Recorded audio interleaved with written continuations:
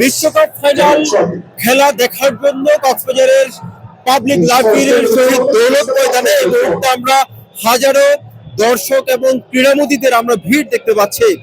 দেশের নানান জায়গার মতো কক্সবাজারের অর্থাৎ সমুদ্র শহর কক্সবাজারেও আজকে আর্জেন্টাইন সমর্থকরা ভিড় জমিয়েছেন। আর্জেন্টিনা বনাম যে স্পেন ম্যাচটি চলছে সেই ম্যাচটি দেখার জন্য এখানে দর্শকরা ভিড় জমিয়েছেন। মূলত মেসিদের প্রতি ভালোবাসা জানাতেই রাত জেগে বহুল প্রতীক্ষিত এই ম্যাচটি দেখছেন, সেই ধরনের পরিস্থিতি আমরা দেখতে পাচ্ছি। কক্সবাজার শহরের এই পাবলিক লাইব্রেরির শহীদ দৌলত ময়দান সহ বিভিন্ন জায়গায় মূলত রাস্তার মোড়ে মোড়ে বড় পর্দায় খেলা দেখানো হচ্ছে। আজকে কক্সবাজারের বিভিন্ন উপজেলায়ও এই ধরনের আয়োজন আমরা দেখতে পেয়েছি।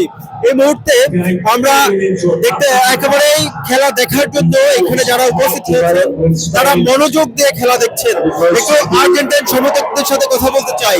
আজকের ম্যাচে প্রত্যাশা কি?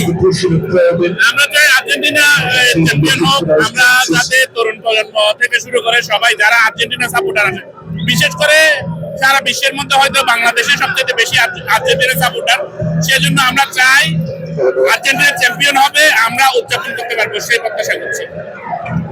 সকলের মতো আসলে আর্জেন্টাইন সমর্থক যারা রয়েছেন সকলে প্রত্যাশা করছেন আজকের এই দিনে আর্জেন্টিনা চ্যাম্পিয়ন হবেন এবং চতুর্থবারের মতো বিশ্বকাপ শিরোপা নিজের ঘরে তুলবেন। তারা সেই প্রত্যাশা আসলে করছিলেন। আর্জেন্টাইন সমর্থকরা এখানে উপস্থিত হয়েছেন এবং তারা মনোযোগ দিয়ে খেলা দেখছেন। আজকের স্পেন বনাম যে আর্জেন্টিনার খেলাটি চলছে, এই খেলাটি শহীদ দৌলত ময়দানের এই জায়গাটার মধ্যে কক্সবাজারের বিভিন্ন জায়গায় আমরা দেখতে পাচ্ছি এই মুহূর্তে ক্রীড়ামোদী ফুটবল প্রেমী মানুষ যারা আছে তারা একেবারে খেলার প্রতি মগ্ন হয়েছেন এবং মনোযোগ দিয়ে খেলা দেখছেন। এখানে এই খেলা দেখাকে কেন্দ্র করে যাতে কোনো ধরনের প্রীতিকর ঘটনা না ঘটে সেই বিষয়টি আসলে নিশ্চিত করার জন্য পুলিশ সহ অন্যান্য আইন শৃঙ্খলা বাহিনীর সদস্যরাও কক্সবাজারের শহরে বিভিন্ন অলিতে গলিতে ইতিমধ্যে মাঠে রয়েছে বলে আমরা জানতে পেরেছি। কক্সবাজার শহরের পাবলিক লাইব্রেরির দৌলত ময়দান থেকে এটুকুই ছিল এখানকার সব।